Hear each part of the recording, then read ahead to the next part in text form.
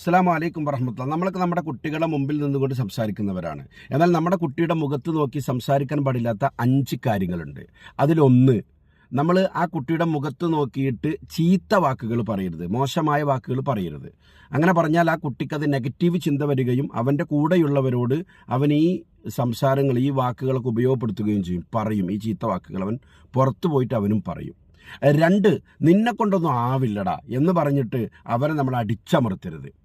അവൻ എന്തെങ്കിലുമൊക്കെ ചെയ്യാൻ വേണ്ടി തയ്യാറായി വരുമ്പോൾ നിന്നെ കൊണ്ടൊന്നും അതാവില്ല എന്ന് പറഞ്ഞിട്ട് നമ്മൾ എന്ത് ചെയ്യരുത്, അവനെ അടിച്ചൊതുക്കരുത്. പിന്നീട് അവൻ്റെ ഭാവിയിലേക്ക് വളർന്നു വരാനുള്ള തടസ്സങ്ങൾ അതുകൊണ്ട് ഉണ്ടാകുന്നു. 3-മത്തതാണ്, മറ്റു കുട്ടികളുമായി ഒരിക്കലും നമ്മൾ കമ്പയർ ചെയ്യരുത്, താരതമ്യം ചെയ്യരുത്. നീ എന്താ അവനെ പോലെ ആവാത്ത, അവനെ കണ്ടുപിടിക്ക് എന്ന് പറഞ്ഞ് മറ്റുള്ള കുട്ടികളോട് നമ്മൾ ഒരിക്കലും നമ്മുടെ മക്കളെ താരതമ്യം ചെയ്യരുത്.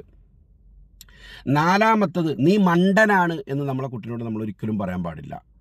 നമ്മുടെ കുട്ടികളോട് ഒരിക്കലും നീ മണ്ടനാണ്, നിനക്ക് കഴിവില്ലാത്തവനാണ്, നീ ബുദ്ധിയില്ലാത്തവനാണ് എന്നൊരിക്കലും നമ്മളെ കുട്ടിയോട് നെഗറ്റീവ് വാക്കുകൾ ഉപയോഗപ്പെടുത്തരുത്, പറയരുത്. കാരണം അത് അവൻ്റെ മൈൻഡിൽ ഞാനൊന്നിനും കഴിവില്ലാത്തവനാണ് എന്നവൻ സെറ്റ് ചെയ്ത് കഴിഞ്ഞാൽ പിന്നെ അവൻ്റെ വളർച്ചയ്ക്ക്, അവൻ്റെ ഭാവി വളർച്ചയ്ക്ക് തടസ്സം സൃഷ്ടിക്കും.